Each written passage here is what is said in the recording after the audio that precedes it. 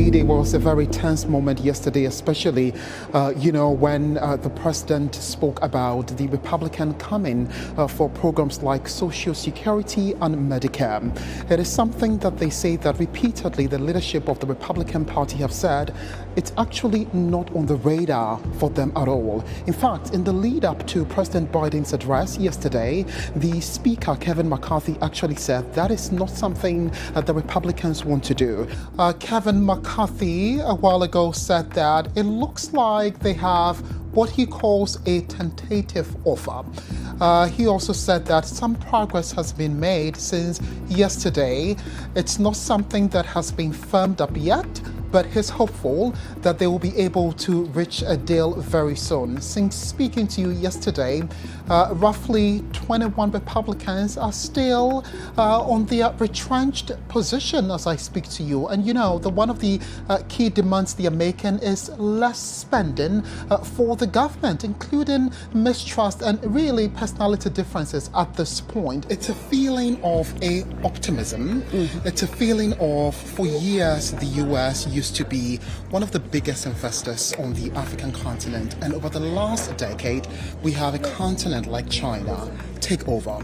There were inroads that have been made by Russia, Turkey and the United Arab Emirates, and now the US essentially saying that not only are we back, we want this relationship to be a partnership, essentially a win-win situation.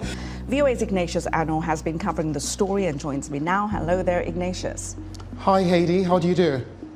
Fine, thank you. Right, so panic, fear, horror and disbelief, that's how many LGBTQ plus persons in Uganda are feeling following passage of anti-homosexuality legislation by the country's parliament. However, some conservatives are welcoming the news. In this report, I examine what is fueling rising anti-gay sentiment on the continent. You were crowned in March this year, and March next year, your reign would have come to an end. What is your vision, particularly for the African continent, and how do you want to go about achieving that? In Ethiopia, the UN says the eastern southern regions of the nation continue to reel under the impact of devastating drought. UN spokesperson Stefan Dujarric says some of these people are coping with the cholera outbreak. At least 1,100 cases have been recorded. Across the United States, it's Black History Month. The theme for this year is Black Resistance, and today we're coming to you from the premises of the National Council for Negro Women to have a chat with the President and CEO of the organization, Siobhan Aline Bradley. We're going to have a conversation on a wide range of topics, from where the African Americans stand in the United States today, their mission and advocacy for women of African descent, their families and communities, to environmental justice, and of course, increased calls for police reform in this country. I am Ignatius Arnold, so join me.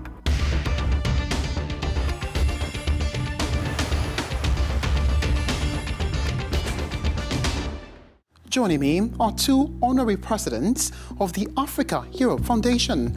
Among others, the foundation seeks to unlock new opportunities to transform Africa-Europe relations.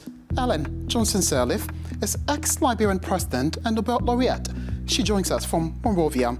And Mary Robinson is first woman president of Ireland and chair of the Elders. She's based in Dublin. Thank you all for your time. Ma'am Sirleaf, I'll start with you. I know that you are big on what you call impact investment, and with a growing young population vis-a-vis automation and then online platforms, how does impact investment deliver the badly needed jobs for young entrepreneurs on the continent?